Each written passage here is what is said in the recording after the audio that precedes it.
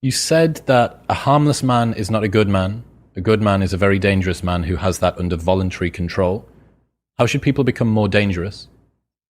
Oh, becoming more articulate is definitely, I would say, that's the primary array of weapons. So, I mean, physical prowess is something, and it's not nothing, that physical confidence that comes along with that as well. But the same thing replicated at the level of the ability to communicate and to think, that's a way broader field of battle and opportunity. So this is one thing that isn't taught well, especially to boys. It's more important to teach it to boys, I would say, because they're more skeptical of the educational enterprise in general, generally speaking, partly because they're less obedient, partly because they're less agreeable.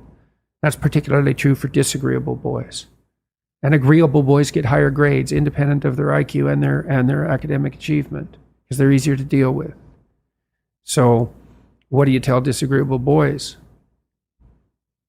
There's nothing that makes you more formidable than verbal competence, than being able to articulate, be able to think, to marshal your arguments, right? It's a battlefield metaphor, to get everything in order, get all your information straight, to marshal your forces. And so, I mean, that's part of the reason that rap artists are so popular, especially among disaffected young men, black and white alike, because they're unbelievably articulate.